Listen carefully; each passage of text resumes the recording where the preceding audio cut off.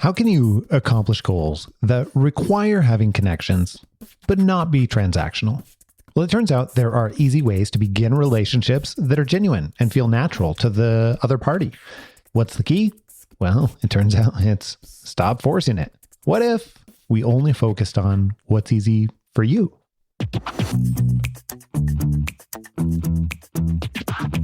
This is the Happen to Your Career podcast with Scott Anthony Barlow. We help you stop doing work that doesn't fit you, figure out what does, and make it happen.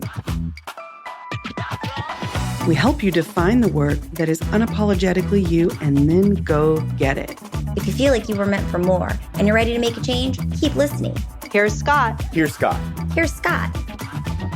I remember in 2006, I had just recently been fired from a job that I did not particularly enjoy. It was pretty rough. I was pretty determined at that point to not have to go back to just another job where I could spend my days just, waiting for the weekend as I grinded it out in meetings that had really no meaning for me. So that's the point in time. Some of you have heard this story before, but that's the point in time where I began learning everything I could about people who get well paid and also love their work. And that's where I started to call these people happy high achievers. One of the things that I observed right away as I was studying this group of happy high achievers is that they often don't get jobs by traditional means. When you're outside and you're looking in on their situation, it almost seems random. It's not, though. It's not random. It's not even close to random. Also, it doesn't have anything to do with applying 200 plus times or Indeed or, applying on LinkedIn. So the question becomes, well, how do they do it? How do they do it? How do they create these opportunities? How do they engineer these opportunities? How do these opportunities happen seemingly serendipitously? Well, we've talked about in the past about the importance of prioritizing what you want. And that's step one. Like you have to have an understanding of what you want, where you're going to make it easier to get there.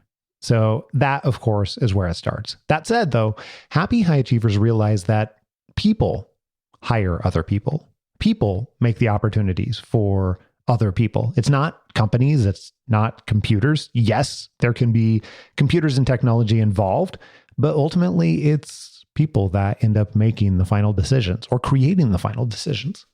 This means that the very large shortcut to finding work that fits you or even getting positions created for you is through, you guessed it, relationships.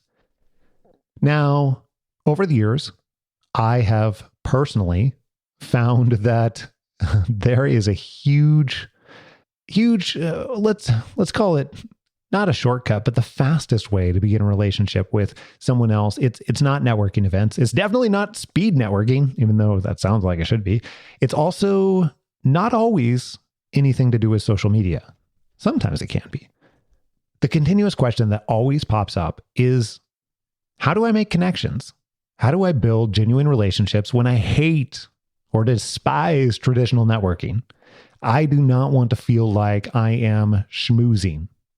Okay, now regardless of how you feel about schmoozing or traditional networking, in this episode, we're going to cover and focus our efforts on how do we begin natural, great connections. I'm also going to give you 5 specific examples of ways to do this, along with some of my personal favorites. At the end of this episode, I'm going to give you a few actions that you can start with today, like right now. But first, let's go into where a few people struggle with this. Let's uncover some of these struggles so that we can begin to not just dissect them, but give you some solutions to those struggles.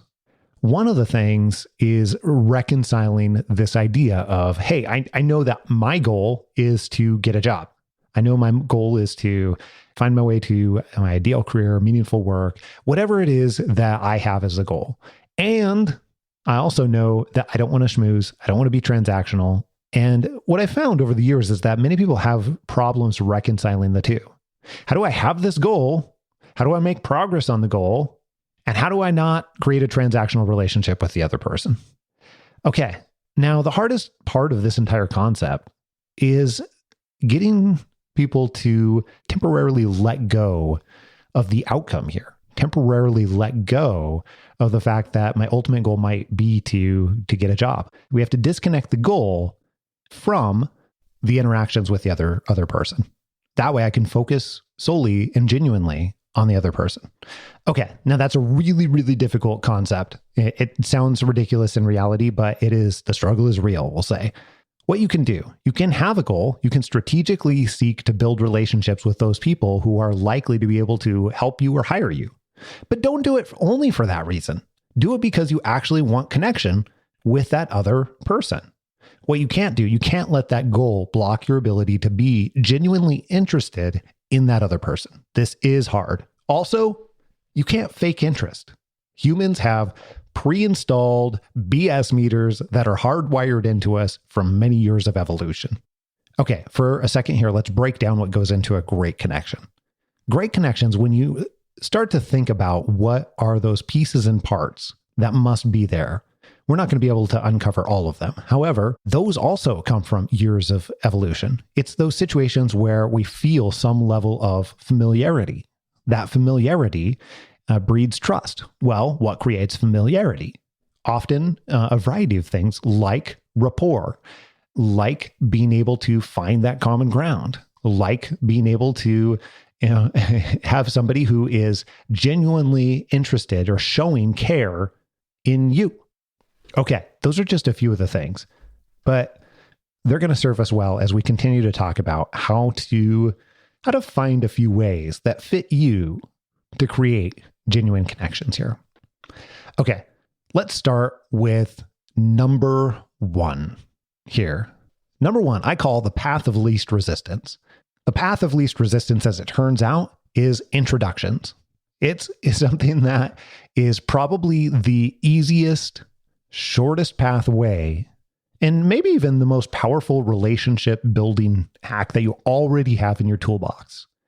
It allows you to connect with all kinds of people simply because you already know some people. Now, okay, I can hear some of you saying, well, I don't have that big of a network, or I am trying to build relationships in another city. What we've learned over the last 10 years is, yes, that feels like a struggle, and sometimes that can add to the challenge. However, in most cases, you have a far bigger network already and far bigger number of relationships in one way or another that are already there, already operating in existence, from friends, family, coworkers, and other people that you interact with on a irregular basis. Okay, let me show you how, though, this idea of introductions can work. Let's break it down into an actual connection here. Let's say that you and I know each other well enough where I have some level of trust and respect for you. Now, let's say that you tell me, Scott, I have someone you must meet. You have to meet this person. When you introduce me to someone else, a portion of that trust and credibility comes over from them. Think about it as almost like comes over from them because it's a familiar source, and then passes on to the other person, the new person, the person you're getting introduced to, which creates instant trust and credibility. Now, there's a really great group of research about this who Robert Cialdini had pulled together in a rather famous book called Influence, The Science and Art of Persuasion. But even if you didn't know anything about this research, you've seen this happen already. Let's use an example here that you have either done yourself or you've seen happen. You invite your friends to dinner. One of your friends asks if they can bring another friend of theirs.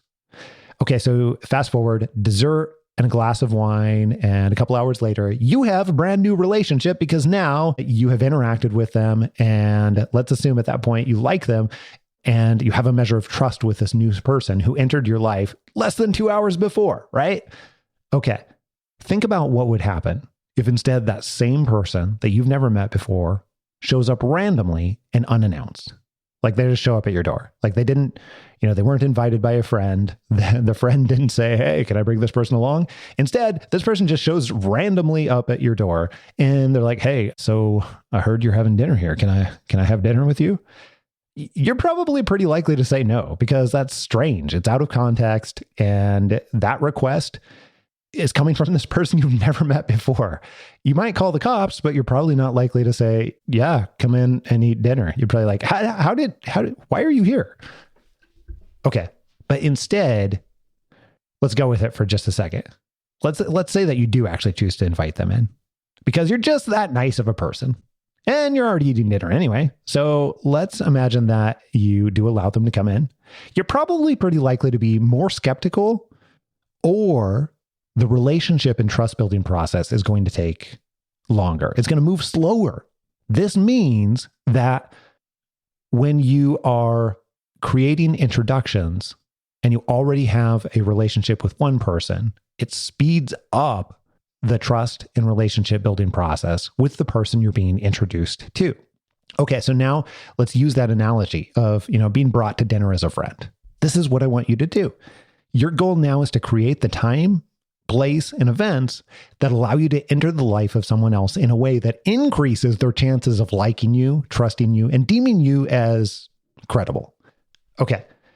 If you remember our happy high achievers that we talked about earlier, and out of my studies of what they do, you begin to realize there's lots of ways to leverage introductions to build relationships.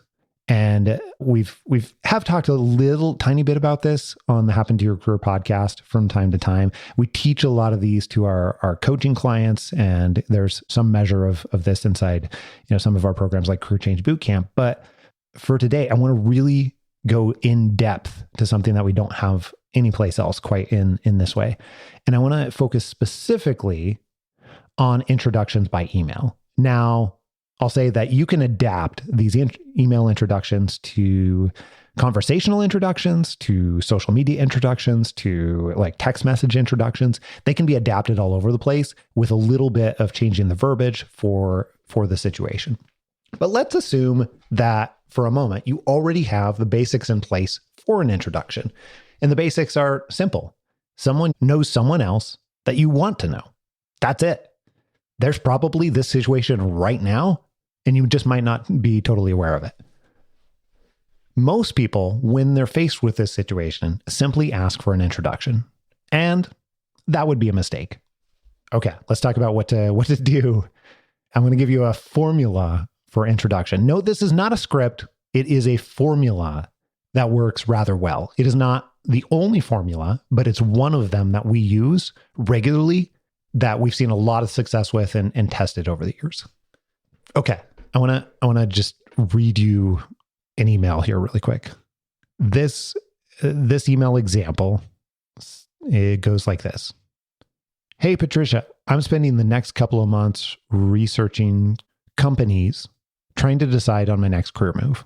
I was wondering if you would be willing to introduce me to Tim over at Google. I noticed that you were connected with him on LinkedIn. I'm really interested in product development and would love to ask him a few questions about what he does. If not, no worries. But if so, I would very much appreciate it. Just let me know, yes or no, and I will write up an example and something just to make it easier on you. Thanks so much. Okay, that's an example of a super simple email, but I want to break down what is the formula that's at work here. We've already got someone that you already know. And the assumption here is that they know you and they like you. They have some measure of trust with you. What we're asking for is what we're doing here is we're sharing the context of the request. We're sharing the request itself. What's the ask here? Expressing what the intention behind the ask here, which is incredibly important. We'll talk more about that in a second. We're giving them an out. So we're giving them a way to say no, which is important too, especially from a psychological aspect. That way they don't feel like they're being backed into it, which increases a higher level of commitment. We're sharing appreciation and gratitude, and we are making it so easy. It's something that they can say yes to. We're not asking for something that they feel like they can't do in one way or another. Okay, if we do those things, it significantly increases not just their willingness to make the introduction for you, but also the chances that they're going to be able to say yes. You probably didn't realize there was that much buried in that super short message that I read to you, but I want to break it down again here. Okay, so the other thing I should tell you too is I will make sure that we have a link to these messages inside of your show notes. You can go back and look at them, where we break down and show in the message what is the context, what is the request, what is the place where it makes it easy for them to say yes, etc. And then that way you can have a visual at the same time. All right, that message again here. It says, "Hey, Patricia, I'm spending the next couple of months researching companies, trying to decide on my next career move." That is the context. I'm sharing the context in which I am contacting them. That way they understand what to do with this message, and they're willing to read on. All right. And then I go on to say, "I was wondering if you would be willing to introduce me to Tim over at Google." That's my request. That's my ask. I put it up front and center. I make it easy for them to understand. And then I go on to say, "I noticed that you were connected with him on LinkedIn. I'm really interested in product development, and I would love to ask him a few questions about what he does." That's my intention. Because if they know Tim over at Google, what if they're worried that I'm going to try and sell Tim some stuff? Or what if they're worried that, who knows, like if we don't fill in the blank for them, then our human brains are amazing and they will imagine something, a reason to try and fill in the blank for them about why we're trying to contact Tim. So we just need to share our intention up front. It makes it easier for them to like, "Oh yeah, like that's a great idea. Yeah, you should totally do that. Yeah, I'd help." Okay. And then I go on to say, "If not, no worries." That's 4 words. I tend to put exclamation points after it. But the important part is I'm giving them an out with those 4 words. And then I, from there, go on to say, "But if so, I would very much appreciate it." That's the appreciation part. That's the gratitude part. And then I make it easy for them to say yes by saying, "Just let me know, yes or no." And I'll write up a short example and send something over to make it easier on you. Another thing to point out, there's only 1, 2, 3, 4, 5, 6 and a half sentences really in this. And then that's it. It's a really short email. It's to the point. It has all the pieces. And that's part of what makes it work. You'll notice that every line and set of words is there intentionally.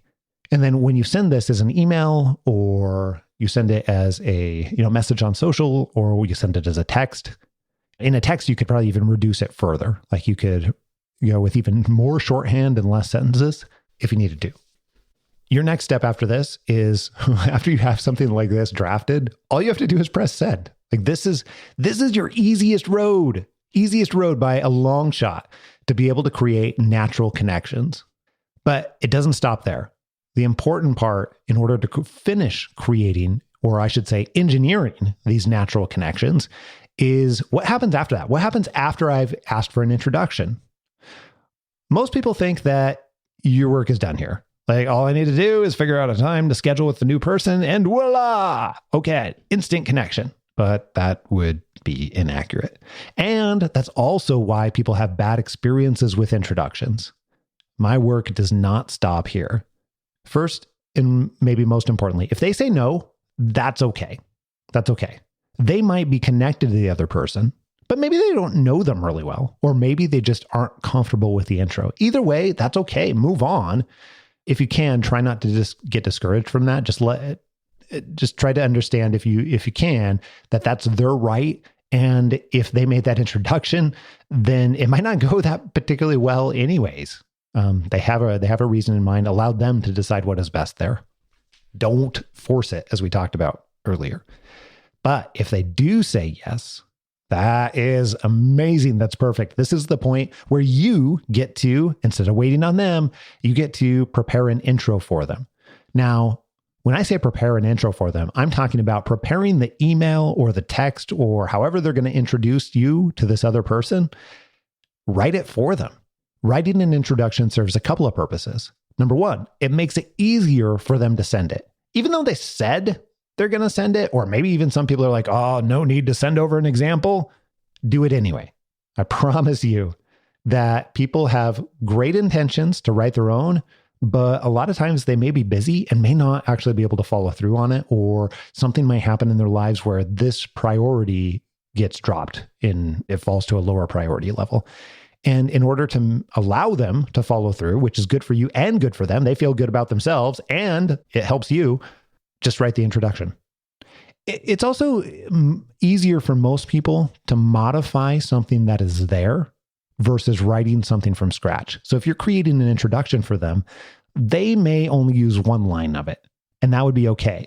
But that actually makes it possible for them to send it because it reduces the cognitive load and it reduces the steps that have to happen in order for them to get to the point where they actually send the introduction, email or text or whatever for you. Okay, I want to give you an example of what it sounds like to respond back to them and what an introduction email might sound like as well. So I might send them a one-liner saying, here's that introduction for Brett and Sue. Thank you so much again for being willing to do this. Feel free to use anything that I've written, or feel free to make changes, or use nothing at all. Again, I really appreciate it. Let me know when you have made the intro so that I can respond. Okay, then I would paste below the email as well, the actual introduction email too. So let me read this off, this example. It says, hey, Brett and Sue. Hope you're both doing well up there in Massachusetts. It's 75 and sunny here in Dallas today, so I can't complain. I wanted to introduce you both to Anna. Anna and I met through a business coach that we both work with. She's currently interested in learning more about the roles available at your company located there in Boston. She's really engaged. She's really excited about your particular mission of helping companies realize the potential of their employees. And I suggested that she talk to both of you based on your levels of influence and your respective roles. I just sent Anna a idea of your product, and I'll share the results as soon as I have those as well. All the best connecting. Take care. Now, one thing I might change on this email, something that I use a lot, I will embed another line in there to really level up and say, I would suggest that you connect in the next week via a short phone call or connect in person. And then that way I'm giving permission and instruction for what the other parties can do. This actually helps a lot. It helps a lot because it gives guidance as to what to do next. And having that guidance as to what to do next increases the chances that I'm going to be able to then meet and have that connection, begin that connection with the other person, or in this case, people. Okay, don't forget to ask them if it's an email to CC you on the intro, and then that way you can respond, and then you can just take it from there. After they've sent the introduction, you're off to the races. Get a call scheduled with the person or a time set up to meet. One of the things that we'll talk about and have mentioned on future episodes is it's a whole art form to be able to schedule in ways that reduce the cognitive load required. But that's another episode for another day. Work to schedule the call with the person, get a time set up. You've probably guessed that there's even more ways that you can make this process more valuable. We're going to come back at the end and I'll talk more about that. But let's go into number 2. Idea number 2 for how you can connect with other people. This is called the conference goer. Here's an example. One of our clients, we're going to call her Jennifer. She was really excited about a conference. She was heading to this conference that she was attending, and she really wanted to meet with one of the panel speakers. She had been following her work for a while. So here's what she did to create that initial connection. She initially had interacted with the speaker on social media just by responding to some of her comments in various different places, and then sent an email beforehand. So it later on wasn't out of the blue when she emailed the panel speaker again and said, I'm really looking forward to your panel discussion. I'll be in the front row wearing an orange jacket. I'm really excited to meet you afterwards. Okay, so this series of relatively small interactions via email and social allowed her to be able to get to meet and connect with the speaker afterwards. Now, she was really pumped. She's really pumped. And one of the things is that this feels really natural. It may not feel natural to you if this is the first time that you've done this. And this is a point that I should distinguish. None of these things might feel natural to you? We're going to go through 5 different examples in total. And at first, they might not feel natural to you, but they will feel natural to the other person. And that's what we're going for. So in this case, Jennifer had been able to begin that relationship with somebody that she really wanted to know. And that's the important part here. And it actually didn't take that much. In time total, probably, researching and messaging and everything else and thinking about what she was going to wear and how she was going to do that probably took like 90 minutes, right? You can really ramp up the relationship building here too. Another opportunity to be able to level up in this case is by circling back around with that person after the conference too. And when you speak with them, letting them know that you're going to wrap back around with them after the conference too. Because if you think about it, someone who's on a panel or somebody who is a speaker at conference, what I've noticed is that as soon as someone does their presentation, then everyone wants to talk to them afterwards. So there's limited time to connect, right? So I'll make a point to find ways to work around this. One of the ways is what we mentioned for Jennifer. Other ways is I might request to meet up with them before their speaking time or well after their speaking time in a way that's easy for them. Here's an example. I'm going to be at the conference on Thursday. I would love to buy you a coffee at 7 a.m. before the conference gets started for the day. Or if that doesn't work out, I'm also going to be around after the conference. I'm hanging around till Sunday at 3 p.m. I'd be happy to do breakfast at this time or buy you coffee at this time. It is relatively easy, but especially if you've already had some level of initial connection with that person at the conference, it can work really, really well. Another thing to note too is that it doesn't actually have to be speakers. Something else that I've done quite a bit is I'll find out who's going to attend the conference and be able to contact those individuals prior to the conference going. That does 2 things for them. It gives them something to look forward to that is out of the ordinary of the conference. And often if you're meeting with them early, it can give you another person to be able to experience the conference with. And then that often creates a stronger relationship too. And then especially if you meet up with them earlier on, shortly after they arrive or before the conference really gets going, then it heightens the chance that you're going to be able to spend more time with them in a variety of different ways, even if just passing and waving again in the conference hallways. Okay, so it does require a little bit of detective work to do that. What you'll find is a lot of conferences nowadays or events in one way or another try to create a community around it.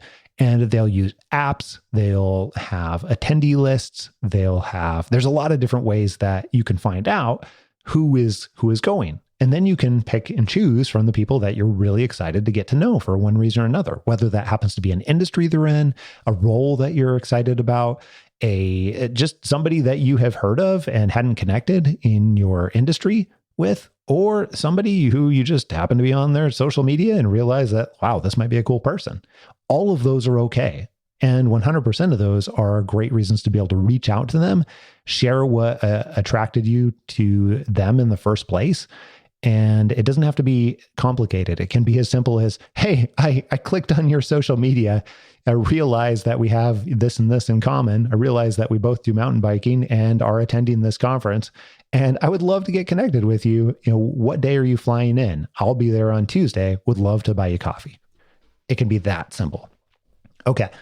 This next one is called the gatherer. This is where you're bringing people together. Bringing people together and allowing them to bring other people together along with you in one way or another. So instead of you going to someone else, someplace else, and seeking out connections, this is the backwards approach where you're bringing people to you in one way or another. Now, this is something that I've done over and over again, but also recently we had a client who did this exact thing. The Art of Gathering by Priya Parker. And I love gathering people together. So the Art of Gathering book talks about how to bring people together in a meaningful way. And I would say that's one way that I have practiced everything that I've learned. And that is by bringing people together. So I had a party at my house a few years ago called Chats and Charcuterie, where I just had a charcuterie board. And then I brought people. This was kind of like towards the end of COVID. So people only talked about COVID when you got together. Yeah. And I was tired of talking about COVID. And so I was just like, okay, no, we're going to talk about different things. And so I invited people over to my house. We sat in a big circle and it just organically took place, like the conversation. And we never brought up that subject and everyone just really connected. That, by the way, is Jill. And we'll put a link to her full story and full podcast from the Happen to Your Career podcast. But I wanted to share that tidbit for how you can use this to connect with other people in a gathering type format. Now, I've done this quite a bit. I mentioned that earlier. Sometimes connect around a particular idea. For example, we had somebody who used to work with our Happen to Your Career team, and she did copywriting for us. She is amazing. And one of the things that she did was she hosted parties at her house every single month to connect with other people to talk about Enneagram. And that turned into this thing that everybody looked forward to for years. And she got to meet so many people through that type of event over and over and over again every single month. And she didn't have to go anywhere. She did have to do a little planning. They would make tacos every single time. And that was it. That was the extent of it. Pretty cool, right? But you can actually combine this together with the conference goer too. An example of that, where you're combining the conference goer with the gatherer. Well, I've done dinners or meetups, big and small, many times where I've organized people together for conferences. Remember those lists or getting access to other people who are going to be there?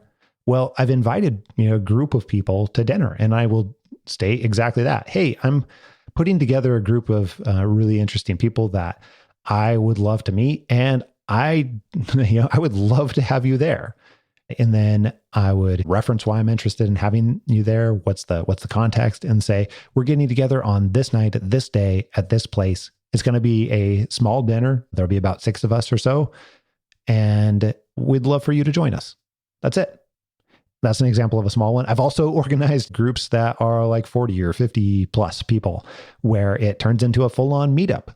And it doesn't have to be complicated. The invites can be very, very simple. Generally, when people are going to a conference, they want to connect. They want to have things that are outside the normal. They want to feel like they belong in one way or another. This is an easy thing that you can not take advantage of, but appeal to. And then this allows you to be able to begin a connection in a new and different and very natural way. Now, the cool thing out of this, the extra benefit out of this, is you get a lot of connections all at once. So you might know that I'm very much a maximizer. I love creating multi-purpose or multi-benefit activities. And this definitely falls into that category for me. Let's go into number 4. Number 4 is what I call the friend maker, meaning I'm going to make you my friend. This is something I've also done over and over and helped many of our clients do. Here's how it goes. You find a person that you are genuinely interested in, you want to meet, and you take a very direct approach with that. I want to tell you how I met my friend, Jenny Foss, who's been on the podcast. She runs a really interesting resume business, which she's transitioned and grown over the years. And the way that I met her, I don't remember how I got introduced to her work. Somebody must have sent me something, or I happened along the interwebs, ended up hearing about Jenny. And right away, I could tell that this is somebody who I wanted to know. This is somebody who I would likely be friends with. She lived in the Portland area. We had that in common because I'd lived in Portland in the past. She just seemed super fun. She seemed into some of the same things that I was into. She had kids approximately the same age. There were all of these different things. So I had emailed her and said, Jenny, I don't know how we have not met before. We happen to we both work in careers, and we have some similar friends, and I would love to connect. I'm coming to Portland in 2 weeks and wondering if I can invite you to dinner or if I can buy you coffee. So end result, super simple, but of course she said yes. And I've been able to grow that friendship. She's super fun. Got to meet up with her a variety of different times, different ways. She's been on the podcast. I've done different partnerships with her. It's turned into something else, but that's not how it started. That's not how it started at all. It started from simply saying, Jenny, you're awesome. I'm going to make you my friend. That's it. But you can do the same thing. If that feels too forward to you, then here's an example of another one. We call this one the doer. The doer is where you're able to connect through work in one way or another by doing the work. This can be in quite a few different forms. For example, one of the things that you could do is connect through a volunteer cause where you're actively working, you're actively rolling up your sleeves in one way or another to be able to connect with other people that you either want to meet or are involved with organizations that you're excited about or anything else that you might have in common with. Now, another example of this might be where you connect by project. For example, there's a variety of open source projects out there. Let's say that you are someone who can write code, or you do project management, or any number of other things like that. Then you can actually become involved through a project and actually do the work. Now, one of the fun things that we've seen about this is not only can this be a way to experiment with something. We talk about experiments in detail in both the HTYC book and on the podcast. And I'll put a link to a variety of different types of career experiments, which also talk about different ways to connect. And I'll put a link to that in the show notes. But not only is this a great way to experiment, it is a wonderful way to get to know people and have, just through the natural course of interaction around a particular cause, being able to have natural recommendations come up. Oh, you have to meet this person. Can you introduce me to them? And guess what? That actually leads us right back to the beginning. Here's one of the fun things over and over again. We started with introductions, and this leads us into our bonus way to connect with people. When you're meeting people in any context, when you're in the course of normal conversation, people might say, like when you're volunteering, they might say, I've got a friend who's in strategy at Microsoft, or my sister Jenny has worked in the craft brewing world for years. And if that interests you at all you have to do is ask. You can say, oh my gosh, I would love to meet Jenny. Would you be willing to introduce me to Jenny? And then that sets you right back at the path of least resistance. Introductions can lead to more introductions. And when you make it easy on people that are very willing to help, introductions become the gift that keeps on giving. Pretty cool, right? All right. Last but not least here, I want to share a couple of things that you can do. A couple of things that you can do today, right now, in order to make this easy on you. Thing number one, if you're less comfortable, I would encourage you to practice with someone else. This might sound ridiculous. You're like, I don't need to practice. But what we find, even though we're working with really, really talented people all over the world, is that almost everyone is somewhat uncomfortable with this. And that's okay. It's because we don't take the opportunity to practice. So if you're in that category of being less comfortable, find somebody to practice with. Find an accountability partner, join our community, find a coach, find a friend who's willing to practice with you, and have these types of interactions, have these types of beginning conversations, or practice asking. But in any case, start to practice. If you find that you want to do something, you want to reach out to someone in one way or another, or that you're nervous about a conversation that you have scheduled, that's your indication that it's going to be useful for you to practice. It's okay. Practice and you'll feel more confident when you go to have the actual conversation or actual interaction. Number two, if you're already comfortable or have some level of comfort, then I would encourage you to choose one of the examples today. The path of least resistance, the conference goer, the gatherer, the friend maker, the mentor, or the doer. Choose one of those examples and start today.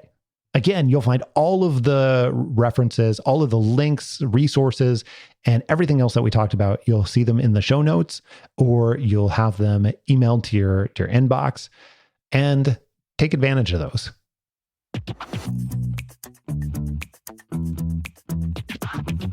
Hey, if you've been listening to our episodes here at Happen to Your Career and you want to make an intentional career change to much more meaningful work and have it neatly laid out into an organized framework, well, guess what? We actually have that available for you in the Happen to Your Career book. It's available on Amazon, Audible, anywhere else where you get your books. You'll learn about the 5 hidden obstacles stopping your career change, how to figure out what would truly make you happy with your career, and what brings you more happy more often. And more importantly, how to transition to a much more fulfilling career and life. You can find the book on Amazon, Audible, anywhere where books are sold. By the way, people are particularly loving the audiobook, which you can access right now in seconds. Here's a sneak peek into what we have coming up for you next week, right here on Happen to Your Career. What's the best way to meet new people, quickly test new careers, and pave the way for creating your very own role? Maybe custom fit to you, even. Most people think that it must be some amazing tactic, but it's not. It's one particular type of experimentation. All that and plenty more next week right here on Happen to Your Career. Make sure that you don't miss it. And if you haven't already, click subscribe on your podcast player so that you can download this podcast in your sleep and you get it automatically, even the bonus episodes every single week, sometimes multiple times a week. Until next week, adios. I'm out.